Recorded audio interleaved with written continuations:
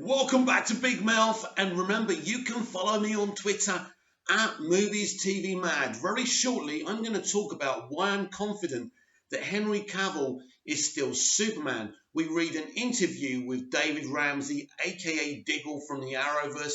He talks about his processes in directing these different shows, and also about Diggle's cosmic destiny, which is very interesting, very exciting. He says some very interesting things. Also, I'm going to read an article from the Hollywood Reporter where they update us on the negotiations between Amazon and MGM as Amazon continues to negotiate to buy MGM, which I think is very, very exciting because MGM's core piece of ownership, of course, is the Bond franchise. So this would be huge, huge for Amazon. There's always lots of talk about Disney Plus and Netflix and HBO Max, but I think that Prime Video is a great platform, and to have MGM and the Bond franchise would be huge for them. Okay, let's begin. So, since 2017, we've all wondered if Henry Cavill has a future within the DCEU as Superman. Now, initially after Justice League, I felt it was game over.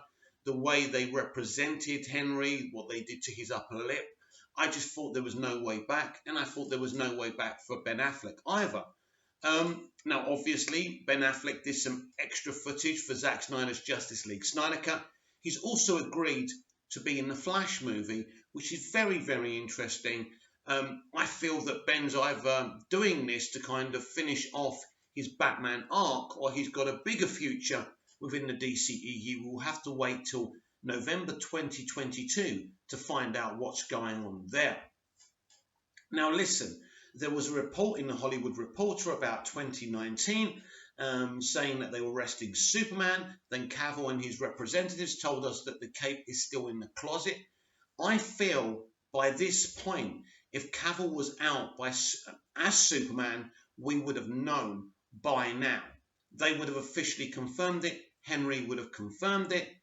It's clear something's going on. Now, a few months after that, there was a plan to have Henry cameo as Superman in all the upcoming DCEU films. Now, we know there's 4 DCEU films coming up, and there's another 3 HBO Max DC shows coming up as well.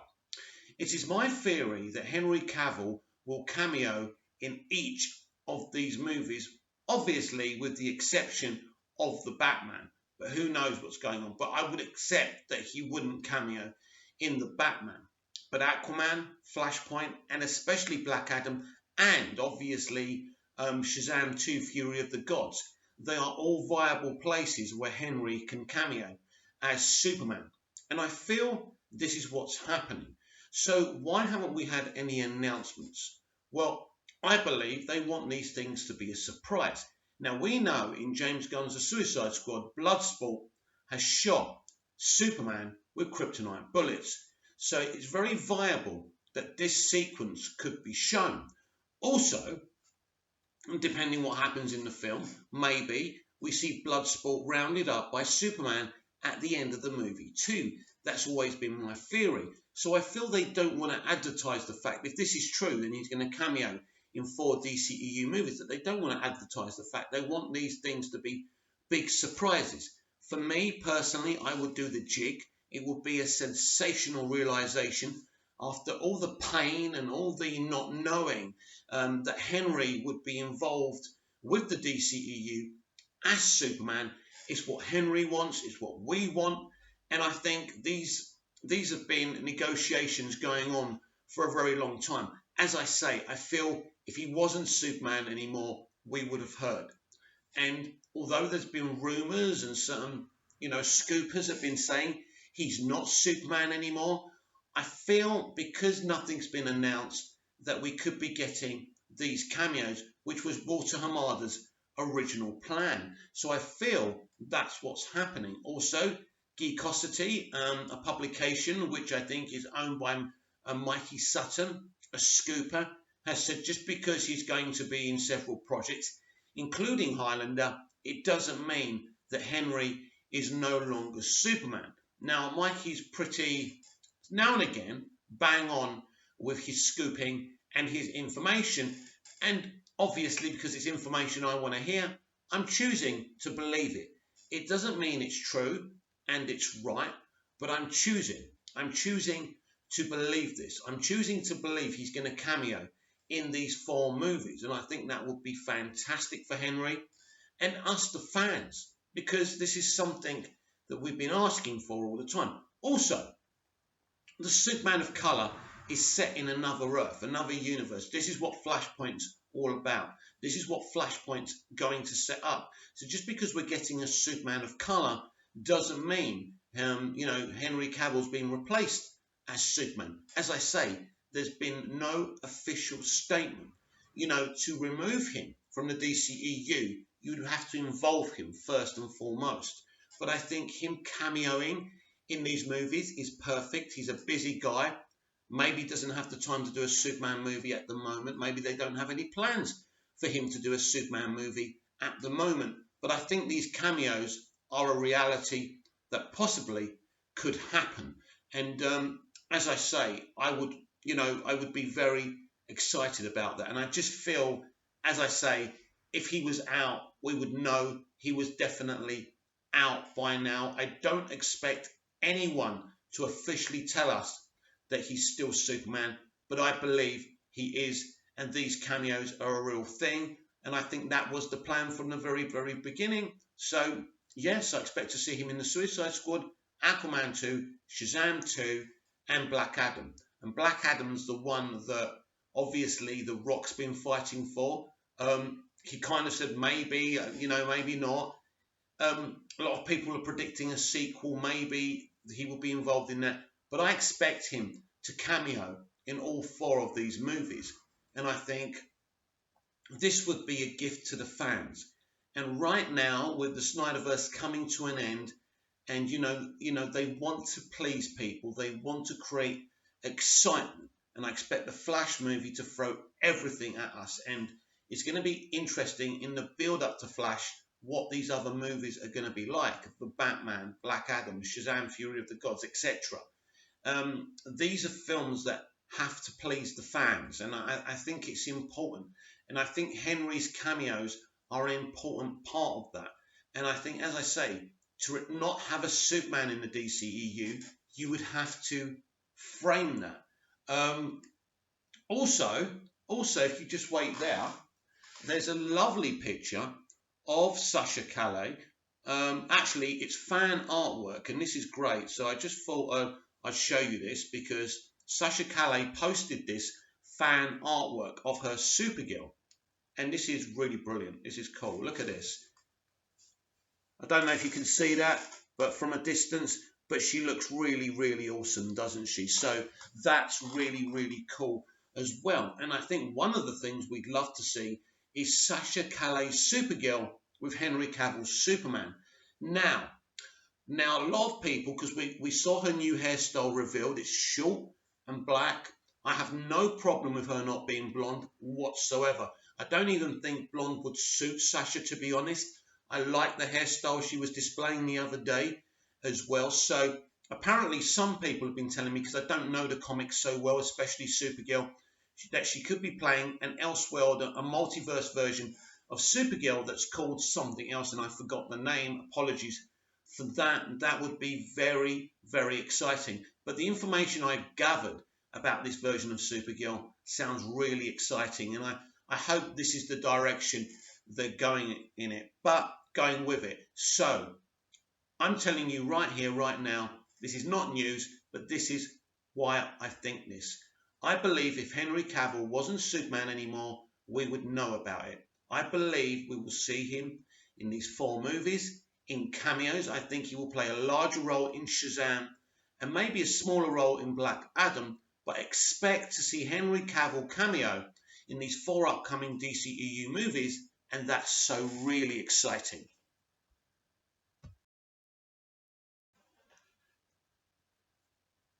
So David Ramsey has been talking to Entertainment Weekly about his directing on all these different 5 Arrowverse shows, but also his appearances on these different shows and his arc. And I've read through this interview, and it's very, very interesting. Arrowverse's David Ramsey talks Diggle's cosmic destiny, directing Superman and Lois. The actor shares the secret his character is hiding from his fellow heroes by Chancellor Argard of Entertainment Weekly. David Ramsey's Arrowverse Homecoming has been a long time coming.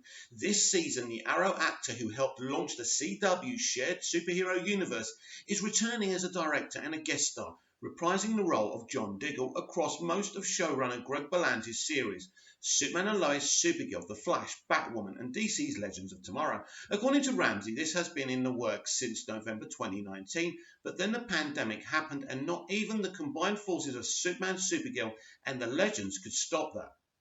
The last time we saw Ramsey's Diggle was in the January 2020 series finale of Arrow, following Crisis on Infinite Earths and the death of his best friend Oliver Queen, Stephen Amell. He was bound for Metropolis with his family when a meteor carrying a shining green object crash-landed right outside his home, a nod to the prevailing theory wish that Diggle would eventually become the Green Lantern John Stewart. When Diggle reappears in the Arrowverse, he's still struggling with the contents of this box and the consequences of refusing whatever was in it. Before we catch Ramsey on screen, though, we'll see the episode of Superman and Lois he directed that airs Tuesday night. He will also guest star as John Diggle in a later episode written by Jay Jameson. Man of Steel is one of the most important episodes of the season because it dives into the stranger Captain Luthor's Walt Parks backstory. Ramsey thinks his talents as an actor-director are well suited for this pivotal hour. I think part of what I brought particularly with Walt and actress Bitsy Tulloch because they have some pretty heavy lifting in the episode. Now this episode sounds like we're going to get alternate Lois Lane and Walt Parks Captain Luthor on his Earth when they were in love before Superman destroys everything. So this is going to be an awesome episode. Was telling the actors whatever your choices are, do it. Try again, dig into that, or pull back from that, says Ramsey, pointing out that Superman and Lois is more performance orientated than the Arrowverse shows. Yeah, you could say that again, right? I think one of my talents as an actor-director was to allow the technical experts in the visual and special effects departments to be there without interfering with these heavy moments Walt had in this episode. He continues, aside from that, there's a bit of Arrow action I think I brought to the fight scene. I kind of pat myself on the back for it because of my experience on Arrow, which was an action-heavy show. Entertainment Weekly, how did it feel to return to Vancouver to the Arrowverse after a year and a half away? David Ramsey, well, 2020 disappeared for everyone, and the offer to return came from Greg Berlanti in late November 2019. This was supposed to begin in 2020, but didn't start until January 2021, after the 2-week quarantine you have to do when you go to Canada on a work permit. I delved right into it, and it felt great. Legends was the first one out of the gate. It was great in that as an actor you're seeing your co-stars Katie Lotz, Jez McCallan, Dominic Purcell, and all the people you know over at Legends, for example, but I had on a different hat. A week or so before I even saw the actors, I'm prepping as a director for the show. It's a different feeling. You're in the same city, but you're looking at this thing from a different vantage point. It's funny you mentioned Legends of Tomorrow first because I just spoke with Nick Zano, who said he told you on your first day Legends is SNL compared to Arrow. How did you handle working on a show with a lighter, goofier tone? It's funny because there was a lot of talk about Superman and Lois being different, and deservedly so. It's the new show. It has a different pacing, a different tone within the Arrowverse. It's also, I think, the most inevitable progression of the Arrowverse shows. It's where all of those shows have to go. Ultimately, I think it's at the pinnacle. I agree, David. But Legends is one of these shows, and I've said this before, that's indulgent. What do you want to do? What different types of stuff do you as an artist want to bring to the show? It was really fun. The actors are having a great time. Production's having a great time. You as a director, you're like, let's try this, and everyone supports it. That's not to say they don't support your choices on the other shows. They do. It's just that every show has a tone, and you don't do certain things on Legends. You do them. What were you allowed to do that really surprised you? A couple of things. There was a nice shot where we used Steadicam. That's a transition through the floor of the Wave Rider, and then we come up on another deck, and we see the character, which is a singing cowboy. We see him both times as we come up through the floor. You don't really do those types of transitions on Legends, they said. Do it.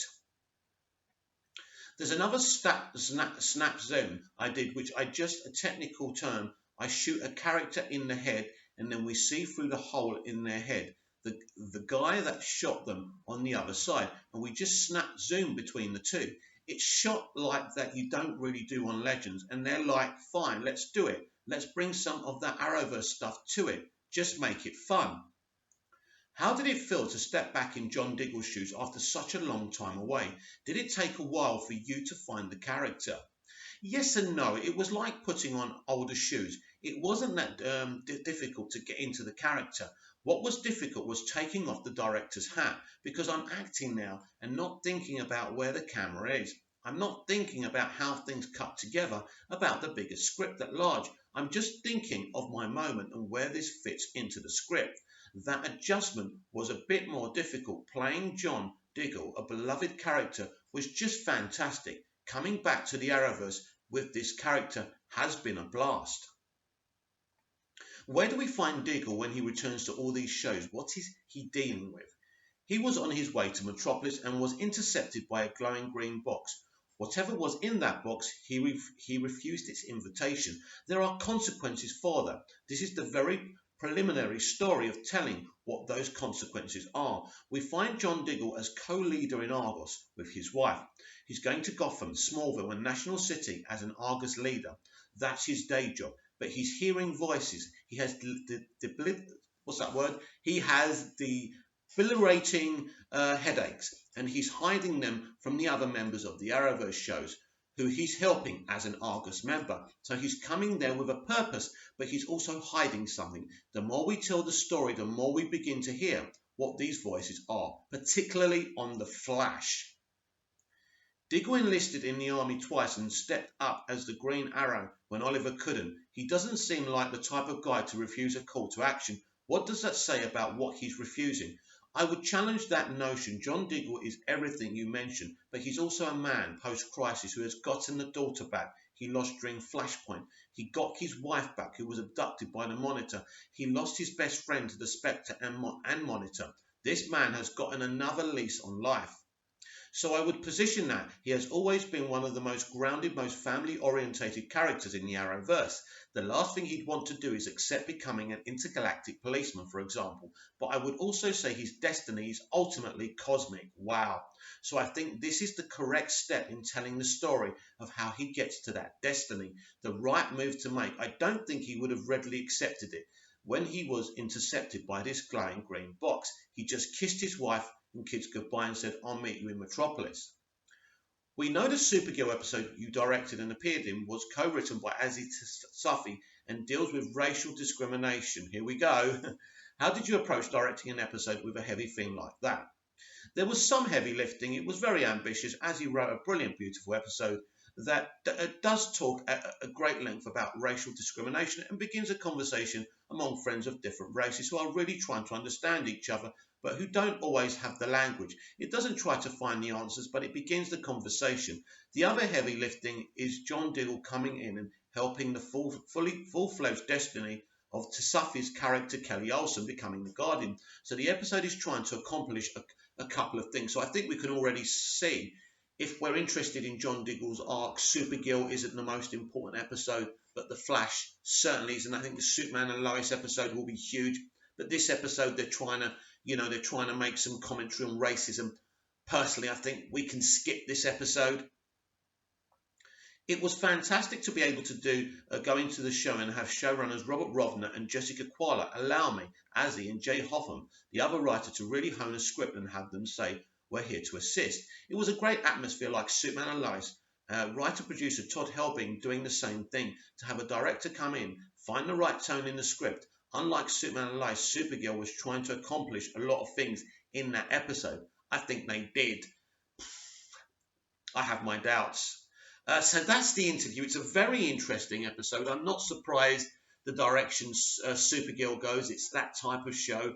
It's finishing. These are part of the reasons it's finishing. Well, I'm happy for David that he gets to make some commentary about racial discrimination, being a black man and everything. I like David Ramsey. I probably won't skip the Supergirl one, but it does sound very, very exciting. And it looks like he will accept his destiny of being this John Stewart type of Green Lantern. Now, where is he going to end up after this? Does the Arrowverse get its own Green Lantern, or does he turn up on Green Lantern Corps? That's something that you will find out first here on Big Mouth. I promise you that.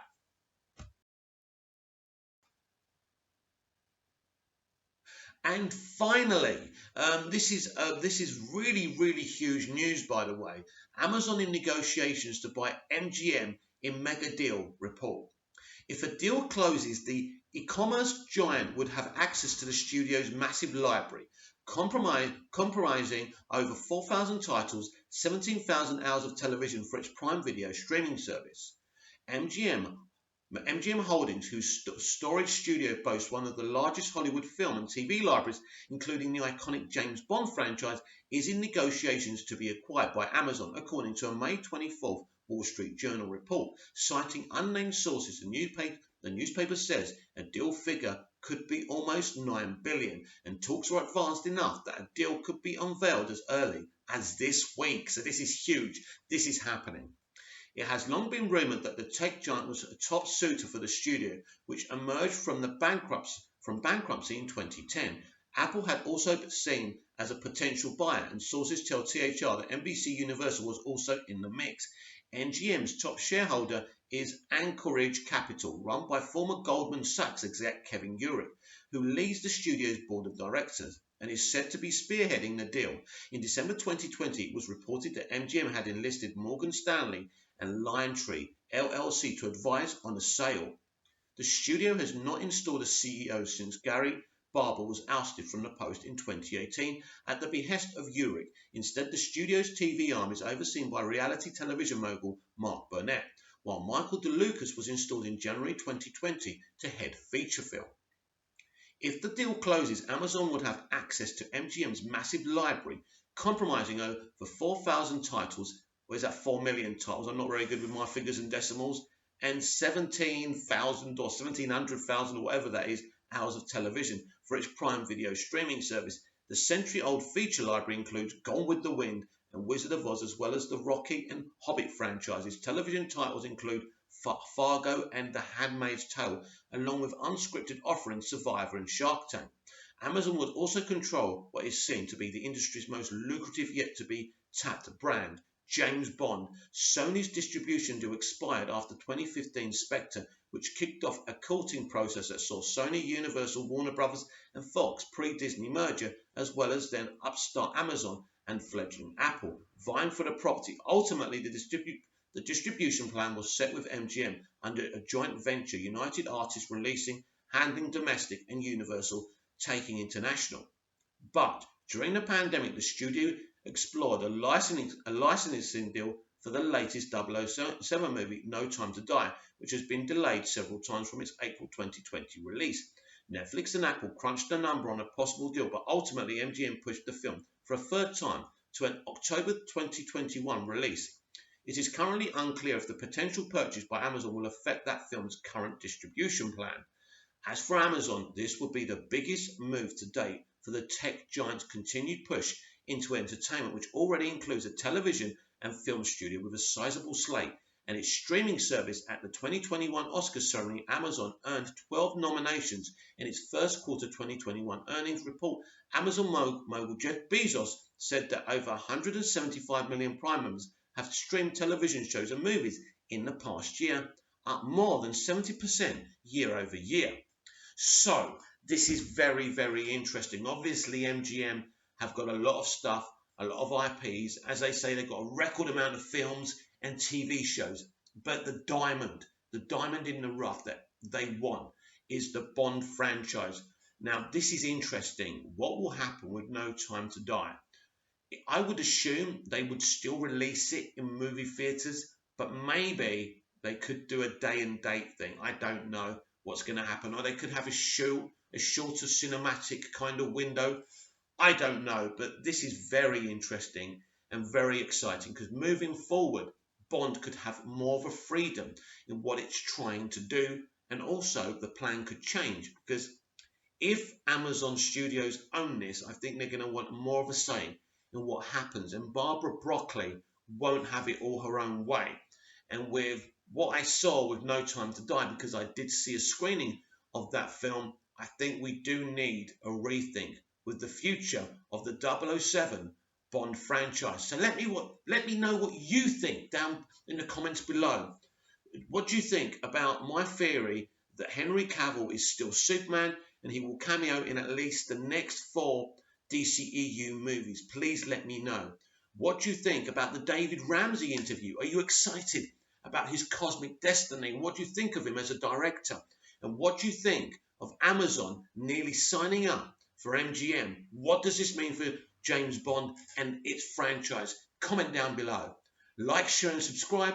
I'll be back later with the Big Mouth Daily Live. Until then, goodbye.